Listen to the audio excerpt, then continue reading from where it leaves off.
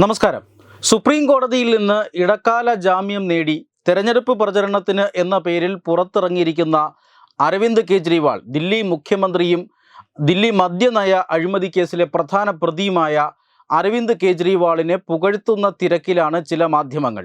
അരവിന്ദ് കെജ്രിവാളിൻ്റെ ഗുണഗണങ്ങൾ വാഴ്ത്തിപ്പാടുകയും അരവിന്ദ് കെജ്രിവാൾ പുറത്തിറങ്ങിയതോടുകൂടി സത്യം ജയിച്ചു, ജനാധിപത്യം ജയിച്ചു, മോദി വിറയ്ക്കുന്നു, അല്ലെങ്കിൽ BJPക്ക് തിരിച്ചടി എന്ന നിലയിലുള്ള തലക്കെട്ടുകൾ നിറയ്ക്കുകയാണ് ചില മാധ്യമങ്ങൾ, പ്രത്യേകിച്ചും കേരളത്തിലെ മാധ്യമങ്ങൾ. അരവിന്ദ് കെജ്രിവാൾ തീർച്ചയായും ആ രീതിയിൽ ചില ഗിമ്മിക്കുകളൊക്കെ കാട്ടുന്നുണ്ട്. അദ്ദേഹത്തിന് തെരഞ്ഞെടുപ്പിൽ പ്രവർത്തിക്കണം എന്ന ആവശ്യം ഉന്നയിച്ചുകൊണ്ടാണ് അദ്ദേഹം സുപ്രീം കോടതിയിൽ നിന്നും ജാമ്യം നേടുന്നത്.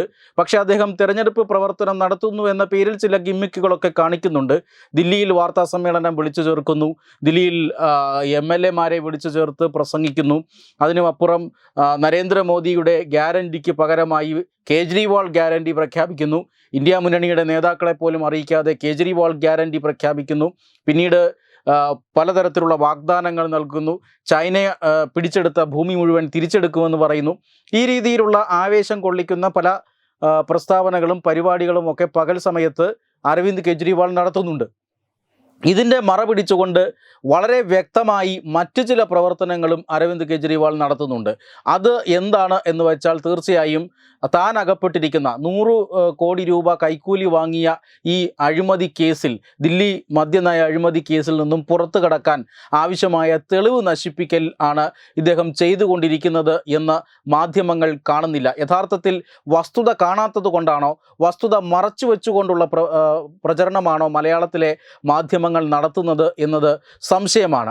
അരവിന്ദ് കെജ്രിവാളുമായി ബന്ധപ്പെട്ട് പുറത്തു വരുന്ന ചില ദുരൂഹമായ കാര്യങ്ങൾ, അത് ഇദ്ദേഹത്തിൻ്റെ പ്രവർത്തനങ്ങളെ സംശയത്തിലാക്കുന്ന ഒന്നാണ്. ഇദ്ദേഹം ഭാരതം മുഴുവൻ യാത്ര ചെയ്യും എന്നൊക്കെ പറയുന്നുണ്ട്. പക്ഷേ ഇദ്ദേഹം ഇപ്പോഴും ദില്ലിയും ഉത്തർപ്രദേശുമായി ബന്ധപ്പെട്ട ചില പോക്കറ്റുകളിൽ യാത്ര ചെയ്യുകയാണ്. പല ദുരൂഹ ആൾക്കാരുമായി ആശയവിനിമയം നടത്തുകയുമാണ്.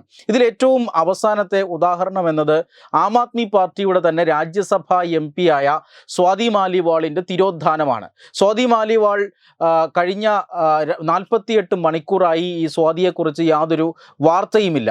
അതായത് ദില്ലി സിവിൽ ലൈൻ പോലീസ് സ്റ്റേഷനിൽ ഒരു ഫോൺ കോൾ ലഭിക്കുന്നു 2 ദിവസം മുമ്പ്.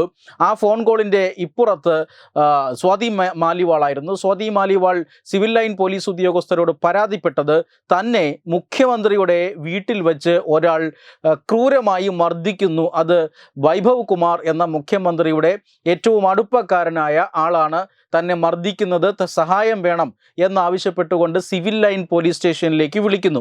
ഈ ഫോൺ കോൾ പരിശോധിച്ച ഉടൻ തന്നെ ദില്ലി പോലീസിൻ്റെ ഉദ്യോഗസ്ഥർ മുഖ്യമന്ത്രിയുടെ വീട്ടിലെത്തുന്നു. മുഖ്യമന്ത്രിയുടെ വീട്ടിൽ നിന്നാണ് ആ ഫോൺ കോൾ വന്നത് എന്ന് ഓർമ്മിക്കണം. മുഖ്യമന്ത്രിയുടെ വീട്ടിലേക്ക് പോലീസ് ഉദ്യോഗസ്ഥർ എത്തുന്നു. എന്നിട്ട് ഈ കാര്യങ്ങളുടെ നിജസ്ഥിതി ആരായുന്നു.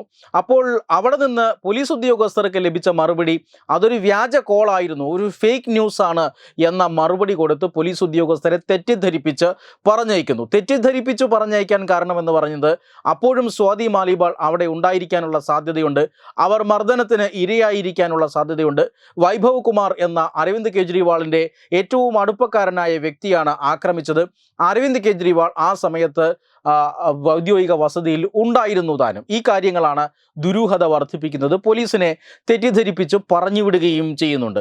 പിന്നീട് അടുത്ത ദിവസം പാർട്ടിയുടെ മറ്റൊരു രാജ്യസഭാ MP ആയ സഞ്ജയ് സിംഗും ഈ മദ്യനയ അഴിമതി കേസിൽ പ്രതിയാണ്. അദ്ദേഹവും ജാമ്യം കിട്ടി പുറത്തിറങ്ങിയ വ്യക്തിയാണ്. സഞ്ജയ് സിംഗ് വാർത്താലേഖകരോട് സമ്മതിക്കുന്നുണ്ട്, സ്വാതി മാലിവാളിനോട് മോശമായി പെരുമാറിയിട്ടുണ്ട് വൈഭവ് കുമാർ, അദ്ദേഹത്തിനെതിരെ പാർട്ടി കൃത്യമായ നടപടിയെടുക്കും എന്ന് വാർത്താലേഖകരെ അറിയിക്കുകയും ചെയ്യുന്നുണ്ട്. പക്ഷേ ഏറ്റവും പ്രധാനപ്പെട്ട കാരണം, ഇതുവരെ സ്വാതി മാലിവാളിനെ കുറിച്ച്, ഇപ്പോൾ 48 മണിക്കൂറിലേറെ കഴിഞ്ഞിരിക്കുന്നു, സ്വാതി മാലിവാളിനെ കുറിച്ച് ഒരറിവുമില്ല. സാധാരണ രീതിയിൽ ഈ സമൂഹ മാധ്യമങ്ങളിലൊക്കെ വളരെ ആക്റ്റീവായിട്ടുള്ള ഒരു പൊളിറ്റീഷ്യനാണ് സ്വാതി മാലിവാൾ. ദില്ലിയുടെ മുൻ വനിതാ കമ്മീഷൻ അധ്യക്ഷയൊക്കെ ആയിരുന്നു. അങ്ങനെയുള്ള സ്വാതി മാലിവാളിൻ്റെ സോഷ്യൽ മീഡിയ അക്കൗണ്ടുകളെല്ലാം ഇപ്പോൾ നിശബ്ദമാണ്. അവർ വാർത്താലേഖകരോട് പ്രതികരിക്കുന്നില്ല. മാത്രമല്ല, നേരത്തെ സിവിൽ ലൈൻ പോലീസ് സ്റ്റേഷനിലേക്ക് ഫോണിലൂടെ വിളിച്ചു പറഞ്ഞ പരാതി എഴുതി കൊടുക്കാൻ ഇതുവരെ തയ്യാറായിട്ടുമില്ല എന്നുള്ളതാണ്. സത്യത്തിൽ മാലിവാളിനെ കുറിച്ച് യാതൊരു വിവരവുമില്ല. സ്വാതി മാലിവാളിൻ്റെ അമ്മ തന്നെ പറയുന്നുണ്ട് ഇപ്പോൾ മാലിവാൾ പ്രതികരിക്കാനുള്ള അവസ്ഥയിലല്ല എന്ന് വാർത്താലേഖകരോട് പറയുകയാണ് ചെയ്തത്. ഈ സംഭവത്തിൻ്റെ നിജസ്ഥിതി എന്താണ് എന്നതാണ് ഇപ്പോൾ അന്വേഷിക്കുന്ന കാര്യം. BJP ഇതുമായി ബന്ധപ്പെട്ട ചോദ്യം ദില്ലിയിൽ ഉയർത്തുന്നുണ്ട്. ആം ആദ്മി പാർട്ടി കൃത്യമായ മറുപടി പറഞ്ഞിട്ടില്ല. സഞ്ജയ് സിംഗ് മറുപടി പറയാൻ നിർബന്ധിതനാവുകയായിരുന്നു. അതായത് ഇത്തരമൊരു സംഭവം ഉണ്ടായിട്ടുണ്ട്, അതിന് ഞങ്ങൾ മറുപടി പാർട്ടി നടപടി എടുക്കുമെന്ന് പറയുമ്പോൾ അത് കേരളത്തിലെ CPM പറയും പോലുള്ള ഒരു പറച്ചിലായിപ്പോയി. കാരണം തങ്ങൾ നടപടി എടുത്തുകൊള്ളാം, നിയമപരമായി നടപടി വേണ്ട എന്ന് പറയുന്നത് ഏത് ജനാധിപത്യത്തിൻ്റെ അടിസ്ഥാനത്തിലാണ്? അങ്ങനെ ഒരു സ്ത്രീക്കെതിരെ, പ്രത്യേകിച്ചും ഒരു വനിതാ MP-ക്കെതിരെ നടപടി ഉണ്ടായിട്ടുണ്ട് എങ്കിൽ തീർച്ചയായും അത് നിയമത്തിന് മുന്നിൽ വരേണ്ട കാര്യമാണ്. കുറ്റവാളിയെ നിയമത്തിന് മുന്നിൽ കൊണ്ടുവരേണ്ടതാണ്. പക്ഷേ നടപടിയെടുക്കും എന്ന് പറയുന്ന ഈ വൈഭവ് കുമാർ ഇപ്പോഴും അരവിന്ദ് കെജ്രിവാളിൻ്റെ നിഴലായി നടക്കുകയാണ് എന്നതാണ് ഏറ്റവും പ്രധാനപ്പെട്ട കാര്യം. കഴിഞ്ഞ ദിവസം വൈകുന്നേരം ലക്നൗ വിമാനത്താവളത്തിൽ വന്നിറങ്ങിയ അരവിന്ദ് കെജ്രിവാളിനോടൊപ്പം സഞ്ജയ് സിംഗിനോടൊപ്പം വൈഭവ് കുമാറും നിൽക്കുന്ന ചിത്രമാണ് ഇന്ന് ദേശീയ മാധ്യമങ്ങൾ പുറത്തുവിട്ടിരിക്കുന്നത്. ഈ രീതിയിൽ നടപടിയെടുക്കുമെന്ന് പറഞ്ഞ ആളിനെ കൂടെ കൊണ്ട് നടക്കുകയാണ് വൈഭവ് കുമാർ. വളരെ വിവാദം നേരത്തെ തന്നെ സൃഷ്ടിച്ച ഒരാളാണ്. കെജ്രിവാളിൻ്റെ പേഴ്സണൽ സെക്രട്ടറി ആയിരുന്നു. ആ സ്ഥാനത്ത് നിന്നും അദ്ദേഹത്തെ പുറത്താക്കി. ഇത്തരത്തിലുള്ള ചില പ്രവർത്തനങ്ങൾ ഇയാൾ നേരത്തെയും നടത്തിയിട്ടുണ്ട്. അതുകൊണ്ടാണ് ആ സ്ഥാനത്ത് നിന്ന് പുറത്തായത്. ഔദ്യോഗികമായി സെക്രട്ടറി സ്ഥാനത്ത് നിന്ന് പുറത്തായെങ്കിലും അരവിന്ദ് കെജ്രിവാളിൻ്റെ നിഴലായി അയാൾ എപ്പോഴും ഉണ്ടായിരുന്നു. എൻഫോഴ്സ്മെൻറ്റ് ഡയറക്ടറേറ്റ് മദ്യനയ അഴിമതി കേസുമായി ബന്ധപ്പെട്ട് ചോദ്യം ചെയ്തയാൾ കൂടിയാണ് ഈ വൈഭവ് കുമാർ. ഇന്ന് സ്വാതി മാലിവാളിൻ്റെ മുൻ ഭർത്താവും ചില പ്രസ്താവനകളുമായി രംഗത്തെത്തിയിട്ടുണ്ട്. അരവിന്ദ് കെജ്രിവാളിൻ്റെ ഔദ്യോഗിക വസതി ഒരു ദുരൂഹ ഭവനമാണ്. അവിടെ പല കാര്യങ്ങളും നടക്കുന്നുണ്ട്.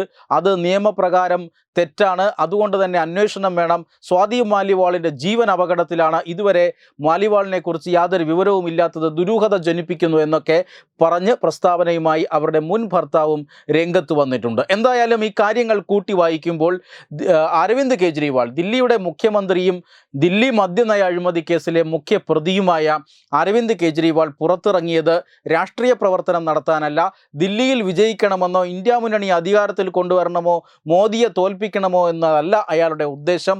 അദ്ദേഹം ചെയ്യുന്ന പ്രവർത്തനങ്ങൾ ദുരൂഹമാണ്. അതായത് പുറത്തിറങ്ങി ഈ വലിയ രാജ്യം കണ്ട ഏറ്റവും വലിയ അഴിമതികളിൽ ഒന്നായ ദില്ലി മദ്യനയ അഴിമതി കേസുമായി ബന്ധപ്പെട്ട തെളിവുകൾ തേച്ചുമാച്ച് കളയുകയാണോ എന്ന ഒരു ദുരൂഹ സാഹചര്യമാണ് ഇപ്പോഴുള്ളത്. കാരണം ജാമ്യം കിട്ടി പുറത്തിറങ്ങിയ സഞ്ജയ് സിംഗ്, ചോദ്യം ചെയ്യപ്പെട്ട വൈഭവ് കുമാർ, അതോടൊപ്പം തന്നെ കെജ്രിവാൾ, ഇവരെല്ലാം കൂടി ഇപ്പോൾ ഒരു MP-യെയാണ് മർദ്ദിച്ച് അവശയാക്കി എന്ന റിപ്പോർട്ട് പുറത്തു വരുന്നത്. തീർച്ചയായും അത് ദുരൂഹമാണ്.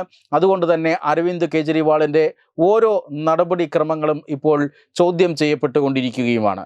വെബ് ഡെസ്ക് തത്തുമൈ ന്യൂസ്.